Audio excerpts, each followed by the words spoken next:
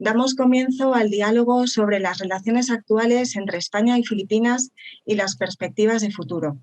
Les recordamos que pueden trasladar sus preguntas a los ponentes a través del chat. Doy la palabra a Javier Parrondo, director general de Casa Asia.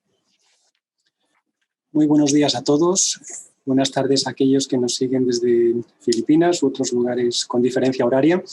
Es para mí una gran satisfacción presentar este acto moderado por la directora de nuestro Centro Casa Asia Madrid, Carmen Díez Orejas, y con la participación de dos panelistas excepcionales, como son, por un lado, nuestro embajador en Manila, Jorge Moragas, y el subdirector responsable de Pacífico, Sureste Asiático y Filipinas, Ricardo Losa. Ambos, gracias por participar, por su tiempo. Yo creo que este tipo de ejercicios son un ejemplo de cómo hacer de la diplomacia una actividad cada vez más abierta a la ciudadanía, más transparente, y en la que a través de instituciones como Casa Asia, que nos dedicamos precisamente a la diplomacia pública, expliquemos en qué se basan, cuáles son los principios que orientan nuestra diplomacia y, en particular, la relación con socios asiáticos, muy particularmente con Filipinas, con el que tenemos largos vínculos históricos. Y lo hacemos en este año en que conmemoramos el 500 aniversario no solo de la llegada de los españoles al archipiélago, sino 500 años del encuentro entre filipinos, oceánicos, porque antes de llegar a Filipinas la expedición de Magallanes y Elcano atracó en puertos como Guam y demás. El encuentro, como digo, entre españoles, oceánicos y filipinos, todo lo que la circunnavegación de la expedición de Magallanes y Elcano desencadenó para la historia de España y del mundo. Fue la primera vez en que se dio la vuelta al mundo y fue además un acontecimiento que constituye el germen de nuestra presencia histórica en Asia y particularmente en Filipinas. Esta actividad forma parte de un ciclo que arrancó el pasado 9 de marzo con motivo del Día del Pacífico. Ahí tuvimos una mesa redonda con expertos sobre las implicaciones precisamente de la circunnavegación. Continuó el pasado 13 de abril con otra webcast que organizamos desde Casa Asia en torno a la administración española en Filipinas, los últimos años de la presencia española antes de la crisis del siglo XIX y el camino hacia la independencia. Y hoy queremos centrarnos con nuestro embajador, Jorge Moragas, y con la persona responsable en el ministerio que lleva las relaciones con ese país, cómo se están desarrollando en estos tiempos de pandemia, cuáles son los pilares que la fundamentan y, sobre todo, cuál es el potencial de futuro que tiene una relación como la hispano-filipina. Sin más, me gustaría agradecer a todos nuestros seguidores la fidelidad en estos tiempos de COVID. La Casa hubiera podido sufrir la pandemia como lo están sufriendo otras instituciones dedicadas a la diplomacia pública, pero lejos de ello hemos aumentado el número de seguidores, hemos llegado a nuevos públicos y eso nos anima a seguir en esta senda de la digitalización, llegando, como digo, a personas que antes, por no residir en Madrid o Barcelona, que son las ciudades que nos albergan, no tenían acceso a esos contenidos. Me gustaría dar la palabra a Carmen Díez Oreja, la embajadora que dirige en estos momentos nuestro centro en Madrid y quien va a presentar a los ponentes y a continuación a moderar el debate. Gracias a todos y cuando quieras, Carmen, un saludo. Muchas gracias, director. Muchas gracias, Javier. Bienvenidos todos. Muchas gracias por acompañarnos un día más, una tarde más, si nos están siguiendo desde Filipinas. Hoy el objetivo de esta webcast es analizar las relaciones entre España y Filipinas 500 años después, cuál es la situación actual de esas relaciones y cuáles son las perspectivas de futuro. Y lo vamos a hacer de la mano, como decía el director, de dos ponentes de excepción. Nos acompaña el embajador de España en Filipinas, Jorge Moragas, así como el subdirector del Pacífico, Sureste Asiático y Filipinas, Ricardo Losa. El embajador Moragas es diplomático de carrera, ingresó en la carrera diplomática en el año 1995, pasó unos años en protocolo en presidencia de gobierno, ahí fue cuando nos conocimos, parece ayer, pero han pasado ya bastantes años, embajador. El embajador luego ha ocupado puestos, altos cargos en la política nacional, ha sido diputado, fue jefe de gabinete del presidente del gobierno, ha sido embajador representante permanente ante Naciones Unidas y desde septiembre de 2018 es embajador de España en Filipinas. Muchas gracias, embajador, por acompañarnos hoy. Nos acompaña, como decía, Ricardo Losa. Ricardo también es diplomático de carrera, él ingresó en el año 1999, ha estado destinado en varios puestos en el exterior, yo mencionaré únicamente algunos de ellos, como Bolivia, Kenia, La Haya, ha sido subdirector adjunto de organismos técnicos de Naciones Unidas y actualmente, como les comentaba, es el subdirector general de, entre otras cosas, Filipinas, ¿no? Hoy vamos a discutir este país con el que España mantiene unas profundísimas relaciones, ¿no? Relaciones históricas, relaciones presentes y relaciones de futuro. El formato del acto va a ser, en primer lugar, el embajador hará una exposición, una intervención sobre el estado de las relaciones entre España y Filipinas, donde va a vincular el pasado y el presente. Luego, Ricardo Losa hará otra intervención, hablando sobre todo del presente de esas relaciones. Y todos ustedes quedan invitados a hacernos preguntas que pueden formular a través del chat, porque la idea es establecer un diálogo con todos ustedes y poder satisfacer las inquietudes que espero estas intervenciones y este webcast les suscite. Así que sin más prolegómenos, embajador, por favor, tienes la palabra. Perfecto. Bueno, pues muchas gracias, embajadora. Y también quiero dar las gracias, por supuesto, a Javier Parrondo, director de Casa Asia, y a mi contraparte en esta ocasión, Ricardo Losa, nuestro subdirector en el Ministerio de Asuntos Exteriores, que tanto vela por nosotros desde la distancia, pero con afecto y siempre conocimiento y cariño. Bueno, pues si me permites, yo pensaba plantear esta primera intervención circunscribiéndome un poco a la cuestión de los 500 años, el factor conmemorativo, 500 años después. Se coincide efectivamente pues, el calendario actual con esa conmemoración. Recordemos que el 16 de marzo de 1521 la expedición sufragada y sponsorizada por la corona española y comandada por Fernando de Magallanes, consiguió cruzar el Océano Pacífico por primera vez. Por lo tanto, ya estamos hablando de hechos históricos que tuvieron gran trascendencia, es decir, estamos hablando del descubrimiento, del conocimiento por primera vez en la historia de la humanidad de lo que en la actualidad es el 35% del planeta, de la superficie terrestre, en este caso líquida, que es el Océano Pacífico. El descubrimiento del Océano Pacífico, después de esta penosa y dura travesía, llegaron a las costas de lo que actualmente es Filipinas. Eso se produjo el 16 de marzo. En este contexto, evidentemente, hay una perspectiva que es la perspectiva filipina. Y la perspectiva española, evidentemente, es la de conmemorar todo el viaje y esta gesta histórica que cambió en muchos sentidos la historia de la humanidad. Pero esa perspectiva filipina pues, ha sido, digamos, abordada y planteada con unos criterios propios. En el sentido, lo primero que se planteó el gobierno y las autoridades filipinas era la necesidad de conmemorar estos 500 años y qué ángulo y qué aproximación se iba a tener desde el punto de vista de las autoridades del país, de Filipinas, sobre esta cita histórica. Después de varias reflexiones, el gobierno constituyó un comité nacional presidido por el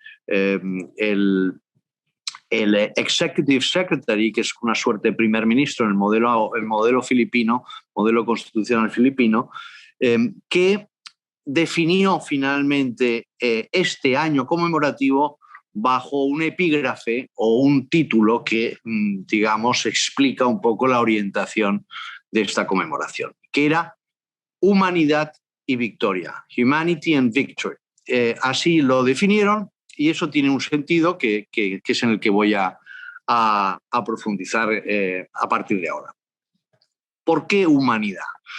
Porque ese primer contacto de la expedición española con lo que posteriormente sería Filipinas se produjo en unos términos, digamos, muy humanitarios, en el sentido de que el primer contacto entre el pueblo filipino que se produjo en la zona de Samar, en la fachada pacífica del país, fue fructífero en el sentido de que se produjo un contacto pacífico con intercambio de regalos, de víveres, porque la expedición española venía en unas condiciones lamentables de desnutrición absoluta, falta de agua fresca, y en esa situación, bueno, se produjo este primer contacto. Posteriormente, en todo el periplo por el archipiélago filipino de la expedición española, se produjo otro factor que fue determinante en la historia y en la actualidad del presente de Filipinas, que fue la cristianización. El proceso, digamos, evangelizador que tenía también la misión financiada por la corona española, que era una misión comercial, recordemos, el objetivo principal de esa expedición era encontrar la ruta hacia el oeste de las Islas de las Especies, que en la actualidad se encuentran, digamos, en el entorno del archipiélago de Indonesia, muy cerca de Filipinas. Pero ese primer contacto con Filipinas produjo un hecho que cambió la historia de Filipinas y fue, evidentemente, la cristianización progresiva del pueblo filipino. Factor que desde el punto de vista oficial del gobierno y de las autoridades filipinas tampoco ha sido subrayado como fundamental. Es decir, que se ha dejado un poco al margen el factor religioso y se ha centrado en la idea del factor humanitario y humano de ese primer contacto que se produjo con Occidente y en este caso con España y con la tripulación de la expedición. Por lo tanto, la primera fase fue de cristianización, intercambio de bienes y de commodities y de mercancías de todo tipo, y posteriormente hubo una serie de episodios que dieron lugar a un enfrentamiento por distintas vicisitudes, que sería ya un poco materia de historiadores profundizar en ello y no quiero extenderme demasiado, pero cuando la expedición llega a Cebú, después de estar en Samar, en la fachada del Pacífico, se adentra en el archipiélago, llega al centro de las Islas Visayas y llega a Cebú, ahí se produce el contacto con el Rajá, el rey de la isla de Cebú, en ese momento, que se llama Humabón. Con Humabón se llegan a una serie de pactos, acuerdos, se produce esa primera cristianización, el primer bautismo, es la mujer del rey, Juana, que es bautizada y es el primer bautismo en Filipinas, pero posteriormente, como digo, se produce un enfrentamiento con uno de los reyes tribales del entorno de Cebú, de la isla de Mactán, con el Datu, el jefe Lapu-Lapu, que es el que finalmente, con sus huestes, da muerte a Magallanes. Ese factor, esa batalla, conocida como la Batalla de Mactán, es el otro elemento conmemorativo que se le pretende dar a todo este ciclo conmemorativo en Filipinas, que es la victoria de Mactán. Por lo tanto, humanidad por un lado y victoria por otro. Eso forma parte también de un constructo cultural y político claramente intencionado por parte de la administración filipina, que es la de exaltar y destacar el valor de lo que ellos consideran, pues, el primer héroe de Filipinas. Recordemos que Filipinas no existía como país. Filipinas es un país que accede a la independencia solamente en 1946, es decir, que es una nación en términos políticos modernos relativamente nueva, pero que su historia se ha ido construyendo también sobre la base de héroes nacionales que tienen su propio panteón y su propia definición en la cultura, en la política y en la institucionalidad, digamos, filipinas, y Lapu-Lapu es el primero en la línea histórica de estos héroes que conforman un poco la historia y la identidad filipina. Por lo tanto, este era el marco conmemorativo. La Embajada de España ha participado y ha tenido una conexión muy estrecha con las autoridades filipinas para llevar a cabo y participar en esta conmemoración, que en términos, digamos, así más breves y sintéticos podemos señalar que se producía en términos muy complicados por la pandemia que se ha desatado a lo largo de este año, el anterior y este año, y por lo tanto la movilidad, la organización de eventos en ese sentido pues tenía sus complicaciones. Pero nosotros, la Administración Española, la propia Armada, la Comisión Nacional Española para el 500 aniversario, propuso y finalmente se realizó así pues un viaje y una reproducción de lo que fue la primera circunnavegación a través de nuestro buque escuela, buque insignia de la Armada Española, que es el Juan Sebastián Elcano, que llegó precisamente hace unos meses, hace unas semanas, precisamente a Filipinas, en la misma fecha y al mismo lugar que lo hizo 500 años antes. En este caso con un buque clásico, pero no tan antiguo como las naos que comandaba Hernando de Magallanes y posteriormente Juan Sebastián Elcano. Bueno, eso nos ha permitido también visualizar, con la presencia del buque español, esta conmemoración, aunque hay que reconocer que también ha tenido sus defectos y limitaciones debido precisamente al COVID, ya que se trataba de una burbuja flotante, como en cuarentena permanente, y por lo tanto no hubo un contacto humano, ni pudieron descender, digamos, ni el comandante, ni la tripulación, ni los guardamarinas a tierra, pero sí que se pudo visualizar esa llegada 500 años después exactamente a los mismos lugares, las pequeñas islas en el Pacífico de lo que hoy es Filipinas, a donde llegaron 500 años antes. Lo hicimos, por lo tanto, contamos también con la presencia del presidente Duterte de Filipinas en uno de estos actos, que consistían fundamentalmente en el descubrimiento de una serie de hitos históricos o estelas históricas, es el término correcto, o monumentos o monolitos que conmemoraban la llegada de la expedición española 500 años antes. Y estaban ubicados exactamente en los mismos sitios donde, de acuerdo con las fuentes primarias históricas y el relato de Pigafetta y también el derrotero de Arbo, de Francisco de Arbo, que era uno de los miembros de la tripulación que iba anotando las coordenadas de la tripulación a lo largo de todo el viaje, en torno al globo, nos podía permitir dónde se produjo las escalas, digamos, en el archipiélago de lo que luego sería Filipinas. Esta visualización, primero con Elcano, con el barco, y luego con el descubrimiento de las estelas históricas, nos ha permitido dejar, coordinadamente con las autoridades filipinas, una huella física que recuerda precisamente pues, esa ruta.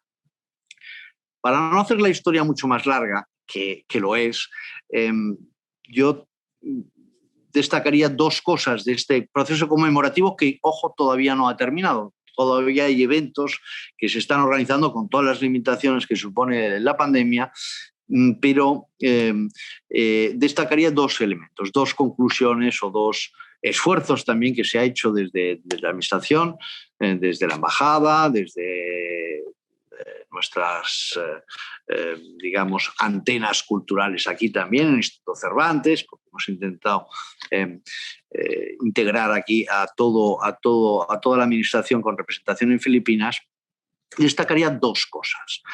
Uno, que Filipinas, como país, ha asumido y se ha sumado formal e institucionalmente a la conmemoración de la circunnavegación, si bien se ha centrado bastante en la celebración o exaltación de algunos eventos en concretos, como por ejemplo la victoria de Mactán, que acabó con la vida de Magallanes, pero que dio lugar a que la expedición siguiese y que finalmente tomase el mando de la expedición un marino español, Juan Sebastián Elcano, que por avatares de la historia finalmente se hizo con el mando de la expedición y fue el que tuvo el liderazgo y la visión también de terminar la expedición circunnavegando por primera vez el globo, que es la gesta histórica que nosotros también estamos conmemorando.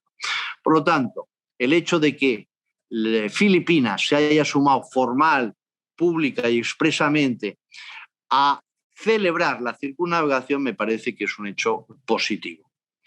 Aunque recuerdo que las autoridades filipinas y el propio presidente, y eso públicamente así se dijo, que era una actividad conmemorativa, pero que tampoco se trataba de celebrar, sino de conmemorar. Bueno, en su participación en uno de estos actos que celebramos en las islas de Samar Oriental, el presidente Duterte tuvo ahí unas declaraciones en las que finalmente, pese al talante, digamos, o el enfoque nacionalista y de exaltación de la derrota de Magallanes, puntual, a manos de Lapu-Lapu, la exaltación de Lapu-Lapu como héroe nacional, hizo las declaraciones positivas en el sentido que la aportación española a lo que posteriormente sería Filipinas fue en términos generales positiva. Yo, pues esa es la descripción de lo que ha ocurrido hasta ahora y la semana anterior, es decir, el 27 de abril, que es la fecha y además es fiesta nacional en Filipinas, a partir de ahora es la victoria de Mactán. Yo tuve la ocasión también, así fui invitado y me desplacé a Cebú, de participar en estos actos conmemorativos, digamos que están frescos. Y tengo que decir que pues bueno, todo se produjo en unas condiciones muy, muy óptimas, con limitaciones evidentemente, porque no había grandes aglomeraciones de gente, pero hubo lo que llaman los filipinos en inglés un reenactment, una representación, se puede decir, de lo que fue la batalla de Mactán. Y yo pude también pues, participar en desvelar uno de los hitos históricos o estelas históricas en honor de Magallanes, en este caso, en el mismo lugar donde falleció, de acuerdo con las fuentes históricas. Por lo tanto, volviendo a las conclusiones, Filipinas se ha sumado oficialmente a conmemorar la gesta de la primera circunnavegación, no solamente lo que les afectaba a ellos, digamos, que es aquellos hechos que se producen en su territorio en Filipinas, sino el conjunto de la gesta, que es precisamente lo que también queríamos conmemorar desde España. Y segundo lugar, que eso sí que nos ha generado cierto esfuerzo, pero con éxito, es divulgar la figura de Juan Sebastián Elcano. Porque lo cierto es que en Filipinas, salvo gente pues, con inquietudes históricas muy profundas, digamos, no había conocimiento del Elcano. Es decir, todo se limitaba a Magallanes. Entonces, lo que hemos conseguido, y los filipinos lo han incorporado oficialmente, es que en todas las estelas históricas y en todos los discursos y en todas los actos conmemorativos siempre se hablaba de la expedición Magallanes-Elcano. Incluso en los hitos históricos que quedan ahí para toda la vida, se menciona Elcano en todos ellos. Eso nos ha permitido pues, difundir la figura del Elcano y subrayar la importancia de ese acontecimiento histórico tan trascendente para todos pero especialmente para los filipinos, que tuvo la llegada de la expedición española a Filipinas y la posterior consecución de la primera circunnavegación del planeta, con todas las consecuencias y conocimientos que aportó a la humanidad en términos de comunicación, de navegación, de geografía y de intercambio, pues, cultural, en ese momento también muy importante.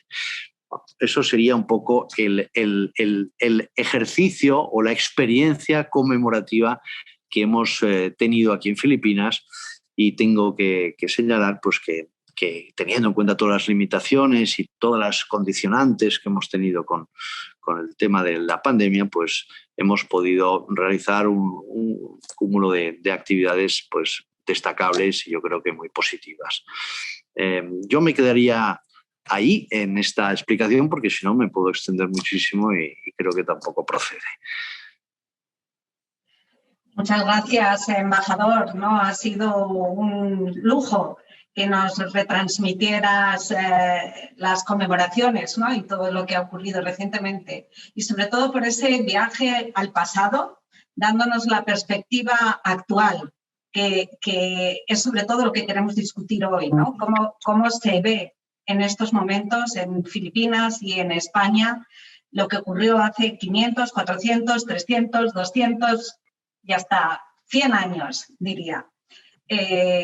Voy a dar la palabra al subdirector general de, como decía antes he abreviado diciendo de Filipinas, ¿no? Porque yo creo que es muy importante resaltar que en el título, en el Ministerio de Asuntos Exteriores, Unión Europea y Cooperación de España, hay una subdirección que especifica el nombre de Filipinas y es muy significativo de la relevancia y el valor que da España en su política exterior a las relaciones con el archipiélago.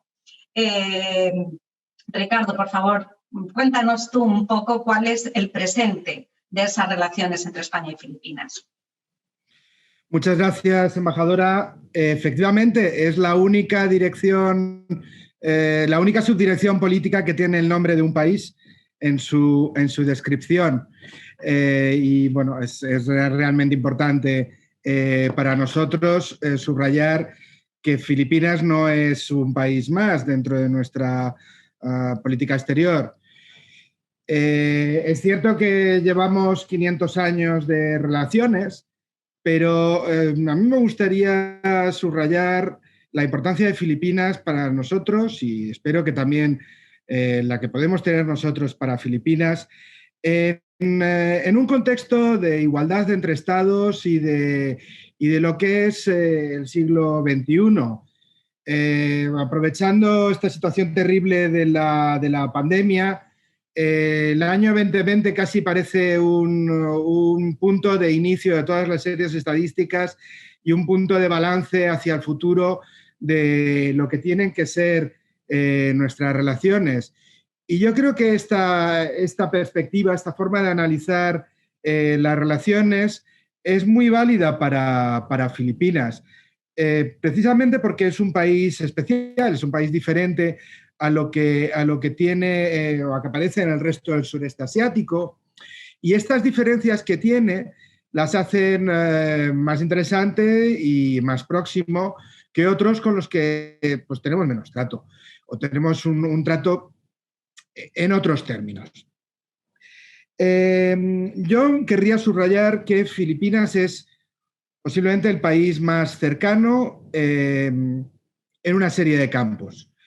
Desde el punto de vista político, es una democracia que se va asentando, que progresa, muy participativa, muy numerosa, y tiene un grado de institucionalidad muy avanzado. Muchas de sus instituciones son sobre el modelo de Estados Unidos, de América, pero sí que es cierto que desde el punto de vista de la forma en que se organiza el país, la forma en que se gobierna, es muy transparente y es algo que podemos entender fácilmente. Tiene una administración sólida, tiene también una cultura que proviene del mundo cristiano frente a otras culturas asiáticas o islámicas, que hace que sea más fácil de entender y más fácil de seguir para un español o para incluso las relaciones entre los dos estados. También desde el punto de vista administrativo, todos estos años de relaciones nos han permitido tejer una serie de acuerdos en los que llega prácticamente a todos los ministerios del gobierno. Es, por tanto, una relación que tiene una base, que es muy variada y que ya permite construir sobre lo que hay. En términos de política exterior, pues evidentemente somos dos países anclados cada uno en nuestra región, pero hay una serie de elementos en los que trabajamos juntos.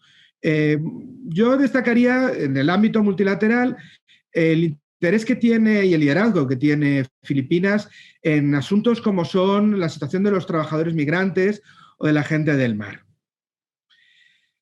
Hoy en día, el elemento fundamental de la relación entre España y Filipinas es el marco económico. Y es también destacable el enorme margen de mejora que tenemos en la relación económica entre los dos países, que está bastante por debajo de lo que sería deseable y de lo que podría ser, dada lo estrecho y lo prolongado de las relaciones entre nosotros. En este sentido, a mí me gustaría destacar que somos economías complementarias. Somos dos economías volcadas al sector servicios y al sector exportación. Si bien es cierto que Filipinas presta mucha atención a la promoción de su mercado interior, que tiene un volumen enorme de más de 100 millones de personas, pero precisamente hay una serie de intereses coincidentes en asuntos como la promoción de infraestructuras, la propia actividad comercial. Las marcas españolas son conocidas y tienen una buena entrada, el turismo, por decir algunas áreas.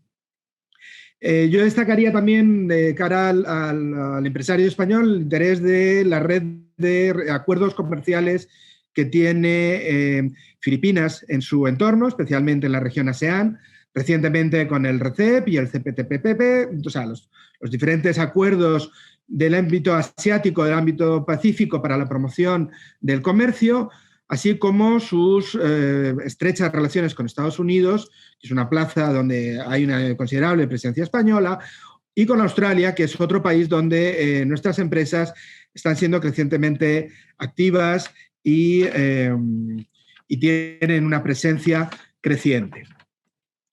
Yo me quedaría aquí y después creo que podemos ir desarrollando poco a poco algunos otros elementos que pueden ser interesantes para agilizar un poco el diálogo. Muchas gracias, subdirector. Muchas gracias, Ricardo, por compartir con nosotros esa visión sobre el presente de las relaciones entre los dos países. Yo creo que después de oíros hay una primera pregunta obligada. Hemos hablado de 500 años de relación entre España y Filipinas. ¿Eso es una riqueza o es un lastre? ¿Es una ventaja o es un inconveniente? Bueno, pues yo no tengo ninguna duda de que es una ventaja. Es un activo, un asset, como dirían aquí, que tiene perfiles complejos porque la cultura anticolonial que pervive y que existe en Filipinas, pues podría empujarnos a pensar de que pues, esa referencia histórica tan sostenida en el tiempo, de 333 años de colonial rule, como dicen aquí, pues puede generar algún rechazo. Pero pasados ya 500 años, digamos, mi impresión es que es un activo. El legado y la herencia española tiene esos perfiles negativos que en una nación moderna como Filipinas, repito, independiente desde 1946, pues tiene varias capas, digamos, de intervención o injerencia exterior sobre lo que es su actual soberanía que no se circunscriben solamente al caso España, a la época española, esos 333 años. Luego hubo un dominio. La gente tiene a veces la idea de que en el 98 España se fue de Filipinas, perdió Filipinas y Filipinas accedió a la independencia, pero eso no es real. La independencia vino mucho más tarde, porque Estados Unidos, que fue, digamos, la potencia emergente en ese momento, que confrontó con España, una España en ese momento pues decadente, a finales del siglo XIX, de pérdida de influencia, de poder, con grandes problemas internos. Finalmente, la desaparición del imperio, que oye, dio lugar a factores positivos desde el punto de vista cultural, como la generación del 98, pero materialmente y políticamente fue, digamos, traumática para nuestro país. Pero aquí no accedieron a la independencia, sino que los americanos se quedaron y tutelaron, por lo tanto, hablamos de un nuevo poder colonial, tutelaron Filipinas hasta que los japoneses invadieron el archipiélago en el 41. Recuerdo que la invasión de Filipinas por parte japonesa se produce el mismo día, pero con la diferencia horaria, pues no parece el mismo día, pero era en términos geográficos, se produce prácticamente el mismo día que el bombardeo de Pearl Harbor. Es decir, es la expansión definitiva del imperio japonés y que supuso, por lo tanto, un nuevo poder colonial, que es el poder japonés. Y posteriormente otra vez llegan los filipinos liberando, eso sí, con mucha fuerza de tiro y destrozando gran parte del legado arquitectónico de Filipinas y de Manila, liberaron el país y ya en el 46 dejaron de tutelar nominalmente a Filipinas, que había vivido bajo el régimen de la Commonwealth americana hasta entonces, aunque tenía elecciones, pero no era un país independiente hasta el año 46.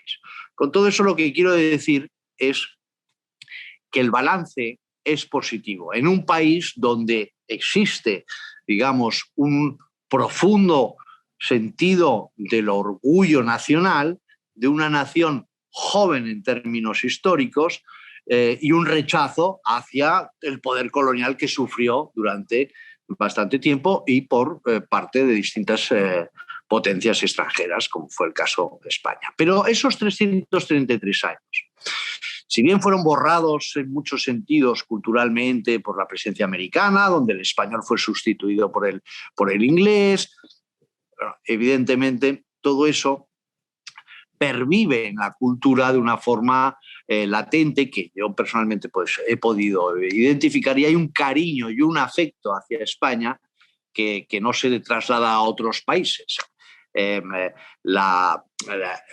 Los nombres, la gastronomía, en fin, hay una serie de elementos y por supuesto también el factor religioso que también he mencionado antes, que hacen que la presencia española iniciada hace 500 años hoy en día siga siendo un activo y que nos diferencia de otros países europeos importantes que también están presentes aquí, pero que no tienen esa penetración ni tienen ese afecto, digamos, por parte del pueblo filipino, sea quien sea. Por lo tanto, mi respuesta es un activo, no es un lastre, tiene perfiles complicados en cierto sentido por esto del pasado colonial y el rechazo hacia el mismo, pero en conjunto yo creo que tiene un valor positivo que hemos podido y constatamos cada día aquí en Filipinas, en contacto con las autoridades y con el pueblo filipino en el día a día. Yo querría subrayar también este aspecto. O sea, evidentemente es una historia compartida y como tal es un activo. Es un activo de conocimiento, de confianza. Esto no significa negar que hubo momentos, incidentes y maneras de actuar que a la vista del siglo XX quizás son cuestionables, que quizás en el contexto del momento en el que se produjeron tenían una explicación y era una situación que entraba dentro de la normalidad. Yo creo que habría que subrayar los aspectos positivos. Ya llevamos 100 años en el que cada uno de los países ha seguido por su propia trayectoria. Tenemos un pasado compartido y eso debe unirnos. Y debemos ser capaces de construir sobre las partes que nos unen y sobre las partes que nos ayudan. Y también debemos ser capaces de dialogar y comprender la posición de uno y otro sobre algunos aspectos de este pasado compartido. Bueno, muchas gracias a los dos por esa visión constructiva y optimista de esos 500 años, que yo creo que es fundamental saber que en nuestras relaciones con Filipinas, y lo que queremos discutir hoy es del presente y del futuro, no partimos de cero. Efectivamente, hay un legado que puede ser unos cimientos firmes.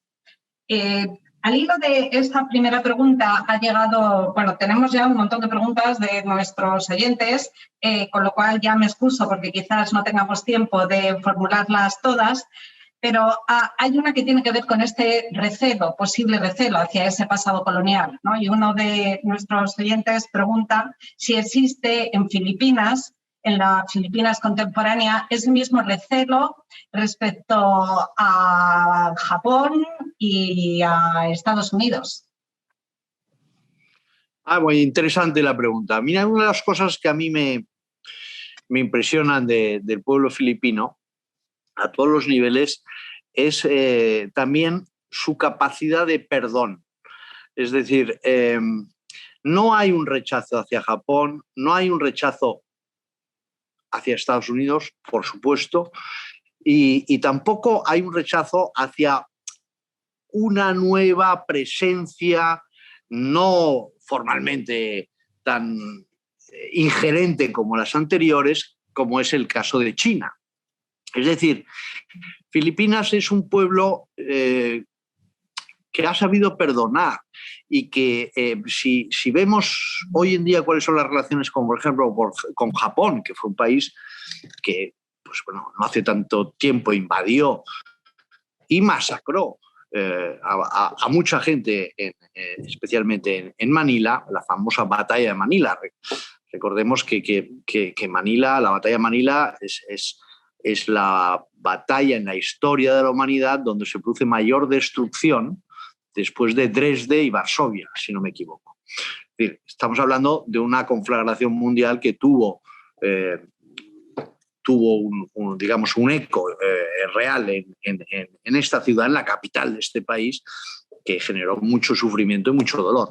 Pasados los años, hoy en día Japón es de los países que tienen mejor relación con Filipinas y eso se ve reflejado también en su cooperación económica, en su cooperación al desarrollo que sigue manteniendo Japón y la participación de Japón en muchos de sus proyectos de infraestructuras que está desarrollando el gobierno filipino y la administración filipina. Pues Japón es un interlocutor privilegiado en estos momentos en Filipinas y ocurre lo mismo con Estados Unidos. Es decir, es un pueblo que no mantiene, digamos, un rechazo visceral hacia aquellos países que en su momento ejercieron poder colonial por la fuerza en Filipinas. Esa es mi impresión. Voy a hacer una última pregunta del pasado, ¿no? Para acabar ya con este bloque histórico. Uno de nuestros oyentes dice que, en su opinión, el lazo de unión más importante de España y Filipinas se basa en el histórico-cultural. Y pregunta, ¿cómo se encuentran los archivos históricos en los depósitos de allí? Dice que es una pregunta que te dirige a ti, embajador, directamente, ¿no? ¿Cuál es la situación de los archivos históricos allí? Bueno, pues no sé quién realiza la pregunta, pero desde luego tiene información o por lo menos intuye que hay algún problema sobre la materia. A ver, el tema de los archivos, primero, los archivos más importantes fueron destruidos durante la Segunda Guerra Mundial, igual que lo fue la arquitectura colonial española, de la época española, y queda muy poco materialmente precisamente por la dureza que supuso la conflagración mundial en Filipinas. Pero quedan, evidentemente, archivos. En estos momentos, muchas de las consultas que los historiadores filipinos y la comunidad académica intenta desarrollar se basan en consultas hacia el Archivo General de Indias en Sevilla. Es decir, que mucha de la documentación que puede explicar gran parte de la historia de Filipinas no se encuentra en Filipinas, se encuentra fuera de Filipinas, en este caso, pues principalmente en España. O sea que tenemos un mecanismo de consulta y de digitalización de archivos permanente con las autoridades filipinas académicas. Bueno, esto lo digo para constatar que los archivos filipinos desgraciadamente en gran medida fueron destruidos, pero que siguen existiendo y se encuentran en una situación que no es muy positiva desde el punto de vista material. Pero precisamente ahora el gobierno filipino, a través de la Comisión Nacional Histórica, está desarrollando, todo esto con la pandemia ha quedado todo medio interrumpido, pero un proyecto de rehabilitación de archivos y de creación y construcción de una nueva sede para el Archivo Nacional de Filipinos, precisamente en la zona de Manila conocida como Intramuros, que era, digamos, la ciudadela española y que sigue teniendo todavía perfiles reconocibles pese a la destrucción de la Segunda Guerra Mundial. Y precisamente sería en un edificio de origen español conocido como la Aduana o Intendencia, tiene dos nombres, en Intramuros, que albergaría los archivos nacionales. Hay un proyecto precisamente en estos momentos para ubicar esos archivos que están desperdigados y no excesivamente bien tratados, para ubicarlo, como digo, en esta nueva sede que se encontraría precisamente en Intramuros. Luego también, dentro de los archivos, del mundo de los archivos, que es un mundo también bastante complejo, quiero recordar aquí que la Universidad de Santo Tomás, fundada en 1611, en la época de España estaba presente, ya se había fundado Filipinas en Manila. Por cierto, el año que viene ese 450 aniversario de la fundación de Manila por Legazpi. Como digo, en 1611 se funda la primera universidad de toda Asia. Y eso se produce en esa época, la época española. Los archivos de la Universidad de Santo Tomás están muy bien conservados, muy bien administrados y precisamente este año creo que Casa Asia, estoy convencido, Casa Asia ha concedido un premio Casa Asia a la Universidad de Santo Tomás, también destacando esa importante trayectoria en materia archivística. Esa sería mi respuesta. Muchas gracias, embajador, y muchas gracias por recordar que efectivamente la Universidad de Santo Tomás ha recibido el premio Casa Asia en nuestra edición 2020, ¿no? Como reconocimiento efectivamente a esa gran labor y como reconocimiento a ser la primera universidad que se fundó en Asia y que yo creo que es una información que todavía no se conoce suficientemente, así que aprovechamos esta plataforma para decirlo una vez más. Han llegado varias preguntas de contenido económico que las voy a intentar agrupar, ¿no? Y ahora ya estamos hablando del presente y del futuro más directamente. ¿Cómo mejorar nuestros intercambios comerciales y fortalecer nuestras relaciones económicas? ¿Cómo se percibe la llegada de empresas españolas en Filipinas? Y si algunos de los que se fueron pues por causa de la pandemia del año pasado van a regresar. A ver, la mejora de los términos de intercambio o la mejora de nuestras relaciones económicas, tanto de inversión como de comercio, vienen muy condicionadas por los términos de acceso al mercado en Filipinas. La mejora de ese comercio requiere, evidentemente, un mayor esfuerzo por parte de las empresas, pero también acuerdos entre estados, acuerdos de libre comercio y quizás algunas reformas por parte de Filipinas en cuanto a las posibilidades de hacer negocios en Filipinas por parte de extranjeros.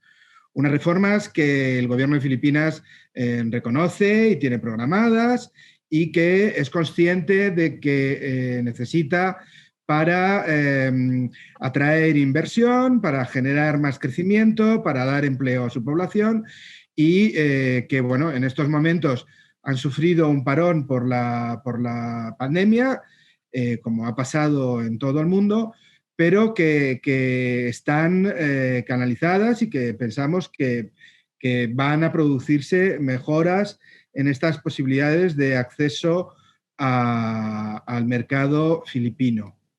El mercado español está un poquito más abierto.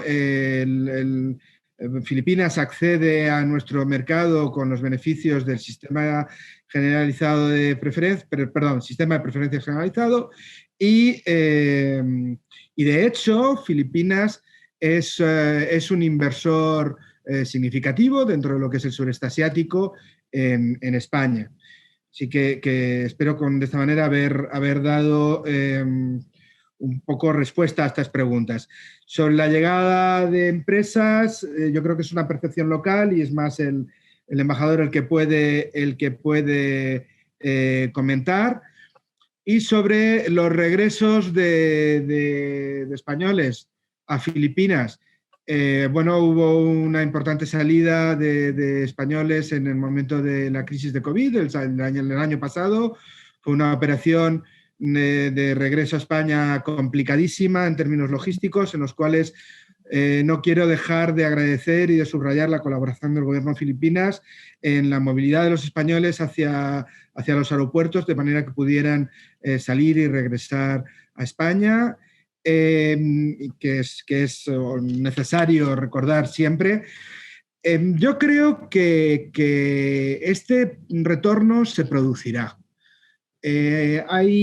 Como decía al principio, Filipinas es una tierra de oportunidades y es fácil. Una vez que, evidentemente, necesitaremos que se restituya la movilidad después de la crisis del COVID, pero hay muchos elementos que favorecen este regreso y favorecen una mayor relación entre personas y la presencia de una comunidad española en Filipinas, lo mismo que también hay muchos elementos que favorecen la presencia de una comunidad filipina en España. Yo sí puedo añadir algo a lo que ha comentado don Ricardo. Es que, como él bien decía, existe un margen de mejora, un margen obvio de mejora en la relación comercial. Pero también tenemos que decir que en los últimos tiempos la inversión y la apuesta de España o de empresas españolas en el mercado filipino ha ido incrementándose de forma sustancial, pero no de forma unidireccional, sino también de doble dirección. Importantes empresarios y empresas filipinas han invertido en España. En los últimos 3 años han producido importantes inversiones en algunos sectores, como por ejemplo el de las bebidas espirituosas, concretamente en el sherry, el jerez. Se han comprado grandes, importantes marcas y bodegas de jerez, y también en el mundo del real estate, de inmobiliarios, importantes inversiones del tipo, por ejemplo, pues oye, la 4ª torre de Madrid y la 5ª que se está construyendo, que va a ser la sede del campus vertical, porque va a ser vertical, de la 5ª torre del Instituto de Empresa. Es decir, hay empresarios que por primera vez filipinos, puramente filipinos, que están invirtiendo en España. Y esa inversión pues, se ha producido en los últimos tiempos.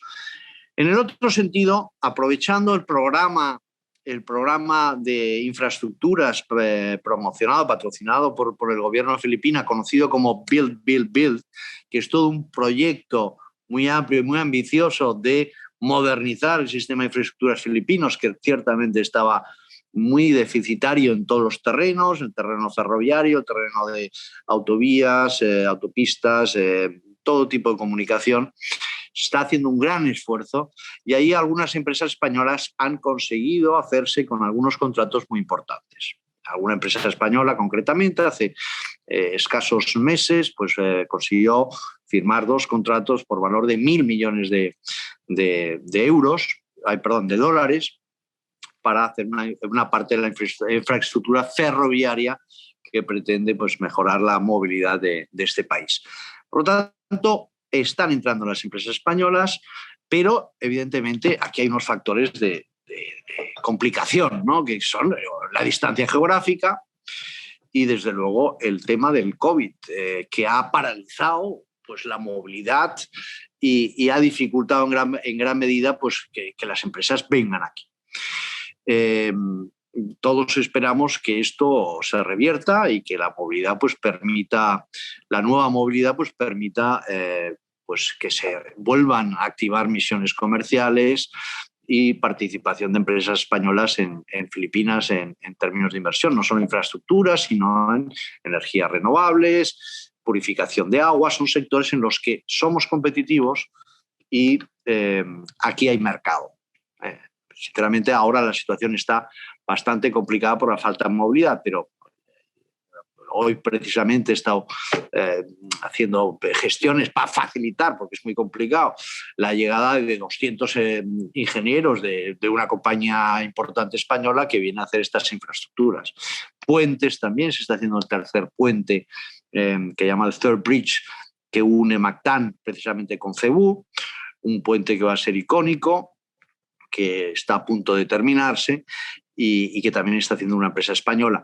Pero, y terminando ahí, coincidiendo con lo que señalaba don Ricardo Losa, y es que Filipinas tiene una constitución de base, podríamos calificar nacionalista, muy protectora de la propiedad y de la no injerencia o no intervención de agentes extranjeros.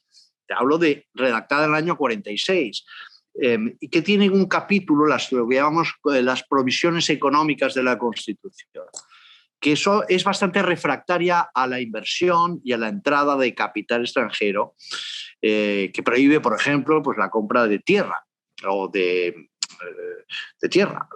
Un extranjero no puede tener la propiedad de tierra en Filipinas.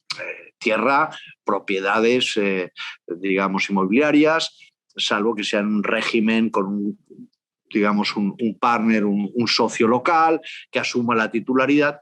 Todas estas provisiones que defienden sectores estratégicos, pero que fueron redactadas en otra época, en mi opinión, y no soy el único, por supuesto, deberían ser removidas, es decir, actualizadas, modernizadas para facilitar la inversión extranjera en una economía, recordemos, Filipinas es una economía fundamentalmente importadora, lo cual genera también algunos problemas, ¿no?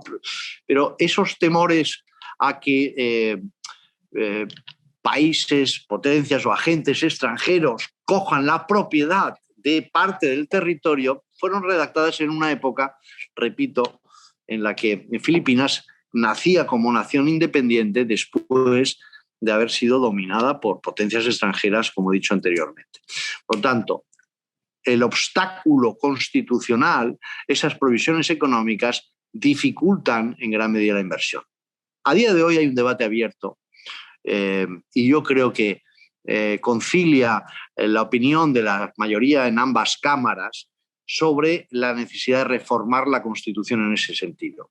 Lo que ocurre es que, en mi opinión, debido al calendario político y electoral, estamos a un año de las elecciones presidenciales y senatoriales y de Congreso en Filipinas, no va a dar tiempo para abordar esa reforma, pero está encima de la mesa y ese sería un factor fundamental. Y luego otro elemento que incide en la potencialidad de este país, y es, hasta el COVID, Filipinas era un país que estaba creciendo económicamente en torno al 6% cada año.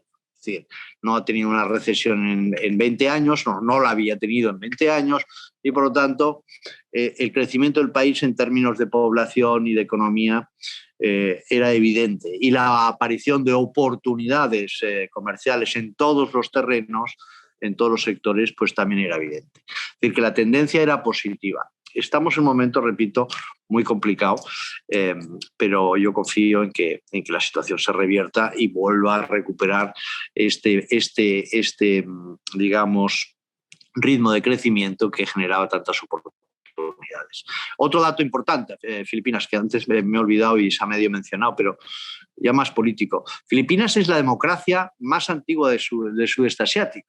Es decir, nosotros, España, tenemos una democracia muy asentada y muy consolidada, pero relativamente moderna. En términos políticos, salvando las distancias, pero la democracia filipina es más antigua que la española. Bueno, la española ha tenido sus momentos, ¿no? Pero recordemos este elemento, ¿no? Estamos hablando de la democracia más antigua del sudeste asiático, con sus imperfecciones y sus perfiles propios. Filipinas también, país fundador de Naciones Unidas. Filipinas, por ejemplo, como los países firmantes de la Carta de San Francisco y país fundador, como país independiente de la Organización de las Naciones Unidas, fue quien dio la batalla antes de que España, porque España estaba fuera, entrase en Naciones Unidas, para que el español, por ejemplo, fuese, es que esto es un dato que recabé hace poco, que con amigos del Ministerio de Exteriores filipinos, que me enseñaron ese dato que yo no tenía. Filipinas fue quien promovió y consiguió que el español fuese una lengua oficial y de trabajo en Naciones Unidas, en el sistema de Naciones Unidas. Que con el tiempo seguramente lo hubiera sido, pero quien promovió y hizo esa gestión en su momento fue Filipinas. Muchas gracias, subdirector, muchas gracias, embajador. Yo creo que con las intervenciones se ha contestado alguna pregunta muy concreta que nos había hecho llegar uno de nuestros oyentes, mostrando su preocupación por esas limitaciones en la inversión extranjera que actualmente establece la legislación, la normativa filipina. Así que nos alegra saber que hay ese debate y que parte de vuestra actividad está centrada en potenciar esos intercambios y esas relaciones comerciales más sólidas entre los dos países. Y has dicho algo, embajador, que nos va a permitir entrar en un tercer bloque, ¿no? Porque estoy intentando agrupar todas las preguntas que recibimos, y este tercer bloque tiene mucho que ver con el español, con la situación del idioma español. ¿Cuál es la situación en estos momentos? ¿Cómo potenciar ese interés de los jóvenes? ¿Cómo involucrar más a las autoridades filipinas? Algunos de nuestros oyentes llega a plantear qué se podría hacer para que se instaure el español como lengua obligatoria en primaria. Ya sabemos que hay un Instituto Cervantes que está haciendo una enorme labor. ¿Qué más se puede hacer por el español? Pues se pueden hacer muchas cosas, pero también hay que ser conscientes un poco de la situación. Es decir, el español hubo una época que sí que era obligatorio como segunda lengua, pero en estos momentos no lo es. Y la segunda lengua, piensa que los filipinos hablan tagalo, filipino, bueno, en cada una de las regiones, 3 grandes regiones se habla un idioma distinto, aunque tendemos a pensar que el tagalo es el que se habla en todas Filipinas, pero tienes el visayas, en fin, y en Mindanao se hablan otras lenguas, pero digamos que tienen el filipino y el inglés. Por lo tanto, es un pueblo que tiene esa condición de bilingüe. Por lo tanto, hablamos de una tercera lengua. Tercera lengua no es obligatoria aquí, pero existe también el interés por el chino. Que la presencia china aquí es muy importante. No diré abrumadora, pero muy importante. Por lo tanto, el atractivo del chino es un elemento que lo debemos tener en cuenta como potencial competidor del español como tercera lengua, digamos. Aún así, se hacen muchas cosas y el español es un activo para cualquier pueblo y para el filipino, que además tiene elementos imbricados profundamente en su propia lengua. Más de 3.000 vocablos dentro de lo que es el filipino son de origen español.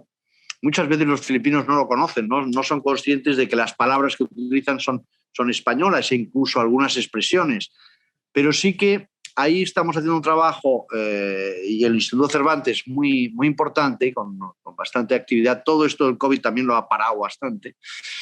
Y hemos encontrado pues ahí un buen mercado, es decir, hay un interés por los filipinos por aprender español, que es una lengua universal, que es la tercera lengua en Internet, con 600 millones de hablantes, pero hay otro elemento que a mí me parece también muy interesante, que es la segunda lengua de Estados Unidos. El mercado americano es muy importante para muchos sectores de la economía y de la cultura filipina. Estados Unidos, Filipinas tiene uno de sus sectores económicos más potentes, es el BPO, el Business Process Outsourcing, lo que conocemos como los call centers. Es muy importante, muy masivo y genera muchos ingresos en la economía filipina, porque cubren, al hablar en inglés, se cubre mercado de Estados Unidos, anglosajón, de habla inglesa, digamos. Pero claro, en Estados Unidos ya hay una minoría que empieza a ser muy importante, que es la de habla hispana. Por lo tanto, el trabajador filipino que trabajan en call centers, si añade el español al inglés, recibe una remuneración de $500 como trabajador, porque puede dar servicio en español al cliente americano. Es decir, esto parece como de película, ¿no? Pero es como un bucle de la historia. Curiosamente, ahora nuestro retorno en términos de aprendizaje del español en Filipinas se produce en parte por el interés que supone poder atender al mercado americano en el español, por parte de filipinos. Es decir, ese pueblo que antes hablaba español, no mayoritariamente, pero hablaba español, y cuando España se va es sustituida por la lengua inglesa, por la presencia norteamericana, 100 años después, este pueblo vuelve a hablar español o vuelve a aprender español, porque eso le da un retorno a la hora de satisfacer el mercado norteamericano. Bueno, no sé si se ha entendido bien, pero existen esos vínculos o esos bucles curiosos que permiten decir que el español sigue teniendo interés e importancia aquí. Luego está la actividad académica. España tiene 5 lectorados en distintas universidades filipinas, pero también tengo que decir que aquí se produce una cierta decepción. Cuando españoles llegan aquí a Filipinas, constatan que ya casi nadie habla español. Cuando hace 30, 40 años, es un tema generacional. Las nuevas generaciones han perdido en gran parte el conocimiento del español que tenían sus padres. Esto es una realidad. Es una realidad y se está corrigiendo a base de estos factores de intentar que la lengua española sea de interés para las nuevas generaciones, pero con un elemento práctico, ¿no? Y el elemento práctico son oportunidades de negocio, oportunidades de trabajo, como el que he mencionado en el tema de los call centers, que no es anecdótico, porque estamos hablando seguramente del segundo sector de la economía filipina. El primer sector, en términos de GDP, de PIB, es las remesas de migrantes. No olvidemos que Filipinas es el primer país del mundo en marinos. 1 de cada 3 o 4 marinos del mundo son filipinos. Y estos viven en el exterior. Por lo tanto, hablamos de una comunidad de en torno a 10 millones de filipinos que viven fuera de Filipinas y que trasladan sus recursos de forma recurrente a Filipinas, y ese es el primer sector de la economía. El segundo sería el que he mencionado del BPO, el Business Process Outsourcing, call centers, servicios, como habéis mencionado antes. Y ahí el español tiene una nueva entrada y lo estamos notando. El Instituto Cervantes tiene unos muy buenos ratios de clases de español. Incluso en la pandemia, si bien han mutado todas las clases a online, pues no se han perdido prácticamente estudiantes y hay una demanda permanente de nuestra lengua aquí en Filipinas. Muchas gracias. Al hilo de esto, uno de nuestros oyentes se interesa por la situación del castellano filipino, de la variedad del español que se habla en Filipinas. Y pregunta si hay algún plan para protegerlo, para preservarlo. Bueno, yo entiendo que se refiere al chabacano, cuando habla del castellano filipino.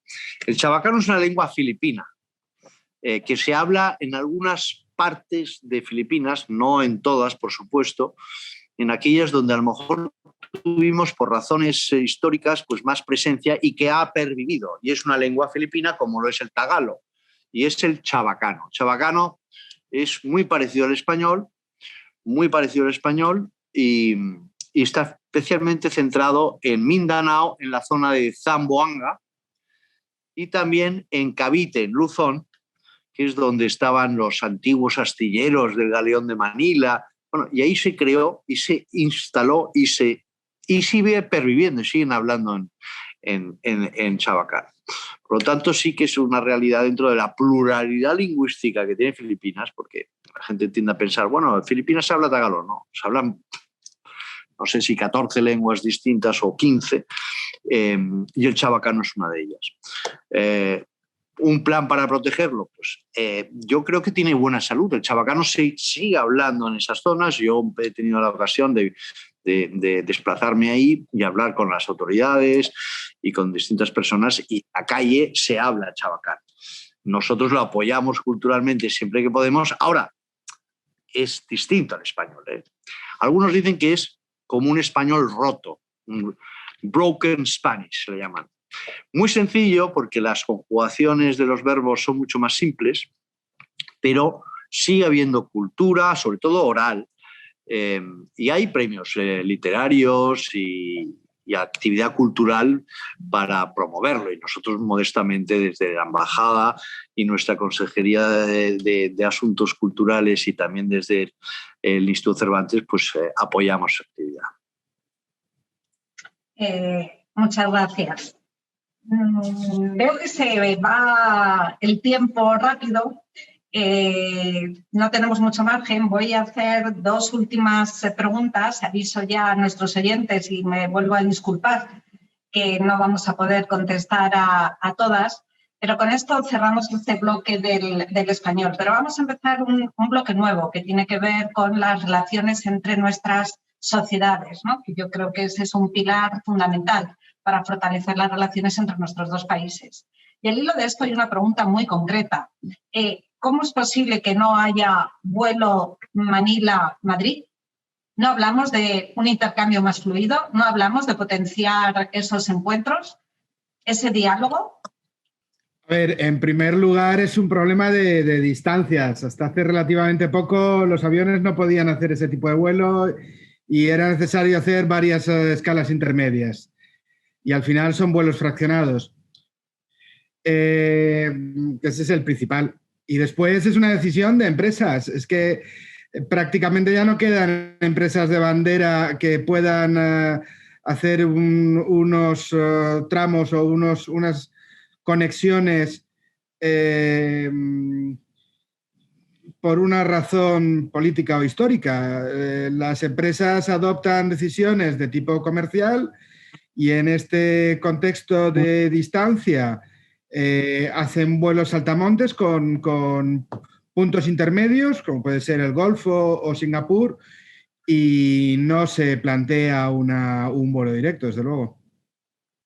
Bueno, sobre eso yo tengo un dato que en fin, es curioso, que es que el último vuelo de Iberia, el último avión de Iberia que vino a Filipinas fue hace 37 años. Corrijo, el último fue hace menos de un año, porque fue con ocasión de la evacuación de los turistas y empresarios españoles que se quedaron estancados aquí en Filipinas en el estallido del COVID. Ni que con la ayuda del Ministerio y del Mecanismo de Protección Civil Europeo, pues organizamos un viaje ad hoc para rescatar y trasladar a los españoles, no solo españoles, también europeos, que se quedaron aquí encerrados. Y ese fue el primer vuelo de Iberia, que no era un vuelo comercial, era un vuelo especial, después de 37 años.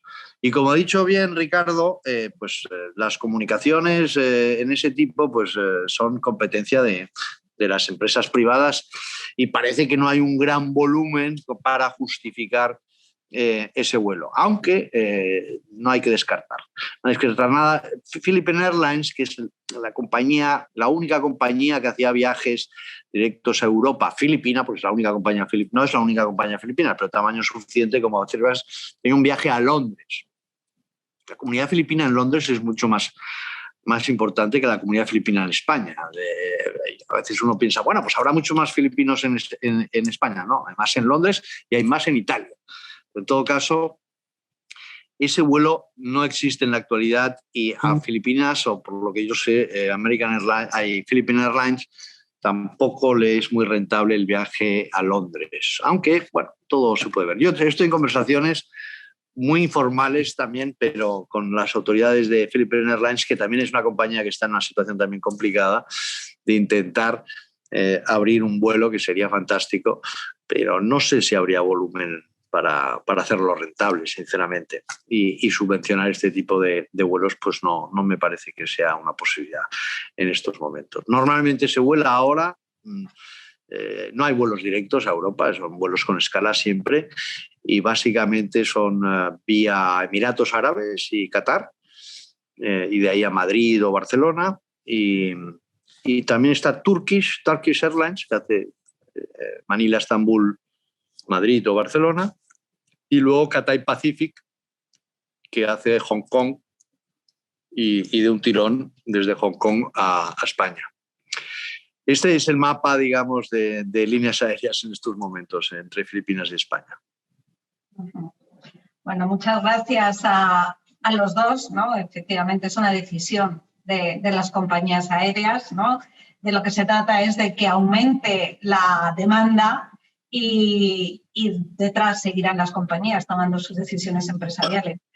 Una última pregunta a los dos, y es una pregunta suficientemente amplia como para daros margen a que nos contéis algo que consideréis relevante y que no ha ido surgiendo a lo largo del diálogo. Y la pregunta sería, ¿cómo veis el futuro España-Filipinas? Los diplomáticos somos optimistas natos. Yo creo que el futuro es a seguir mejorando, a seguir construyendo, a estrechar relaciones. Hay muchos elementos favorables para ello. También es cierto que tenemos que ser conscientes de que pues para Filipinas su entorno inmediato, como pueden ser las relaciones con Japón, con China, con Australia, con Corea, son fundamentales. Y España está también ahí, pero bueno, en otro nivel de prioridad. Y de la misma manera, pues para nosotros sí que es cierto que hay un interés, una proximidad y una serie de elementos que nos estrechan la relación con Filipinas, pero es un país que está muy lejos. En cualquier caso, aquí estamos dos personas que trabajamos a tiempo completo para que las relaciones entre Filipinas y España sean mejores, se desarrollen, sean más complejas y lleguen a más asuntos y a más rincones. Y los dos somos claramente convencidos del potencial de la relación que tiene tanto para Filipinas como para España. Gracias, subdirector. Embajador. Bueno, pues comparto el optimismo de don Ricardo y creo que, yo sinceramente creo que estamos viviendo en una cápsula en estos momentos por el tema de la pandemia, pero si salimos de esto, y no digo solo España, sino también Filipinas, evidentemente, y la movilidad se recupera, porque yo entiendo que está muy bien todas estas comunicaciones online que estamos realizando y estamos desempeñando lo mejor que podemos cada uno desde nuestra posición. La relación entre dos países, las relaciones bilaterales, se fundamentan, en mi opinión, tanto las comerciales como las políticas y las culturales, con el contacto físico y la presencia física en ambos países, ¿no? Eso es lo que debemos recuperar. Y estoy convencido que eso ocurrirá en breve. Y la reactivación, evidentemente, de la economía en ambos países. Pero la reactivación de las visitas bilaterales, que llevamos mucho tiempo sin realizarlas, y eso, la tendencia que teníamos previa al COVID era positiva. Por lo tanto, yo soy optimista. Si se recupera la movilidad y se reactiva la economía, esas relaciones van a mejorar y se van a expandir. Tenemos pendientes firma de acuerdos bilaterales que están prácticamente ultimados, tanto en el terreno económico y de cooperación financiera, Memorandum of Understanding, tanto en materia de defensa, donde también hay una buena cooperación, en materia consular. Tenemos pendiente también, hay un acuerdo de doble nacionalidad que podría ser muy interesante para la comunidad filipina vinculada con España y la comunidad española vinculada con Filipinas. Y por lo tanto, pues yo soy en ese sentido optimista. Y repito, Filipinas en gran medida está en estos momentos en el centro del nuevo centro del mundo, en gran medida. El sudeste asiático es una región de un gran interés y un gran potencial en el mundo que nos ha tocado vivir en este siglo XXI. Y creo que es una atalaya, como decía anteriormente, privilegiada para España, donde tenemos una presencia y una penetración, yo creo que importante, para observar, cooperar y desarrollar nuestras relaciones con esta parte del mundo tan próxima a China, que es el gran actor emergente, emergido ya, diría yo, en esta sociedad del siglo XXI en la que vivimos. Por lo tanto, yo soy optimista.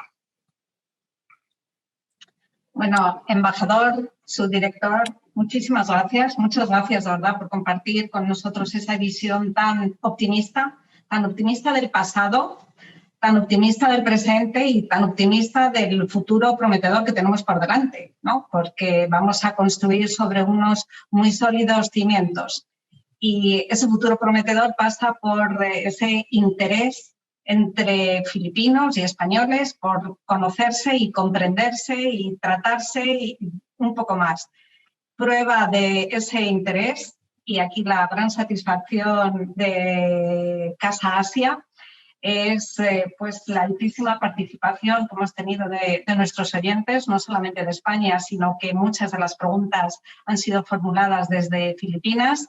Esta es también la base, el pilar del futuro de las relaciones políticas entre nuestros países, como vosotros habéis mencionado, económicas, son unas relaciones sólidas y que, según hemos discutido, tienen un futuro también prometedor, ¿no?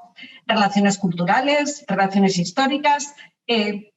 Simplemente voy a hacer una pequeña precisión, ¿no? o comentar que nuestro oyente, el que nos hablaba del castellano filipino, ha precisado que no se refería al chabacano, sino que se refiere al español que hablan pues, las personas mayores en Filipinas y que lo aprendieron en muchos casos como lengua materna.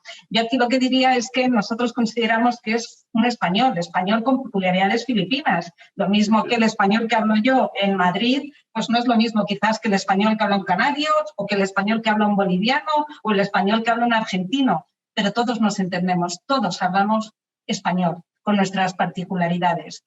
Así que muchas gracias a nuestros oyentes por ese interés y lo intentaremos volver a repetir dentro de unos meses si nuestros ponentes están dispuestos a acompañarnos, porque es una pena que se hayan quedado tantas preguntas en el tintero, pero me alegra ¿no? Como decía, a título personal y desde luego Casa Asia, pues ver que el tema que les hemos propuesto a todos ustedes es un tema de pasado, 500 años, estamos festejando, estamos celebrando, pero es un tema de presente y de futuro. Así que gracias por acompañarnos, gracias embajador, gracias subdirector. Muchas gracias, embajadora. Yo querría también, desde el Ministerio de Exteriores, agradecer al público de Casa Asia el interés por este tema, que, como decía al principio el director de la Casa, acerca el trabajo del día a día del Ministerio al público, a la ciudadanía, y es para nosotros también una ocasión poder contactar con el público de manera indirecta a través de las preguntas, pero por lo menos explicar lo que hacemos y apreciamos muchísimo el interés de vuestro público. Embajador, broche de oro. Bueno, poco broche de oro después de lo oído, pero hacer una aclaración, porque lo del chabacano, que tú has aclarado ahora, he visto la pregunta en el chat y mencionaba una serie de personas, Cialcita, una serie de hispanistas, efectivamente de cierta edad, que hablan, como tú has dicho, no chabacano, hablan español. Esa gente sigue hablando español, pero desgraciadamente algunos de ellos han fallecido. Mencionaba a Benito Legarda, que murió hace 2 meses, desgraciadamente, y era uno de los grandes hispanistas que teníamos aquí. Y a esa comunidad de hispanistas que siguen existiendo en Filipinas, les cuidamos, los atendemos y hacemos colaboraciones culturales permanentemente con ellos. Siguen existiendo y están ahí, salvo alguno que ya se va haciendo mayor, como es el caso del gran Benito Legarda que falleció. Y finalmente también dejar encima de la mesa, porque también lo he visto en una de las preguntas, que la tribuna hispano-filipina, que es ese espacio, digamos, de entendimiento y producto también de esta diplomacia pública que venimos organizando, pues se va a celebrar a lo largo de este año, sin duda, pero en este caso me temo que será en formato virtual. Espero que tardemos poco tiempo en recuperar esas tribunas presenciales que, como sabéis, consisten en encuentros entre autoridades, representantes del mundo cultural y económico, tanto filipinos como españoles, y que se celebraban pues, de forma alternativa en España o en Filipinas. Creo que la próxima, que coordina Casa Asia, se celebrará en el espacio, a veces un poco impersonal, pero siempre interesante, porque lo hace posible en este espacio digital que también hemos experimentado hoy. Efectivamente, embajador, ahí estamos con los preparativos intentando buscar una fecha y lamentablemente en tiempos de pandemia pues tendrá que ser tendremos que encontrarnos en el ciberespacio, tal y como hemos hecho hoy, pero un encuentro muy fructífero, así que nuevamente gracias a todos por seguirnos y gracias a vosotros por vuestra disponibilidad y por compartir con nosotros. Gracias y buenos días.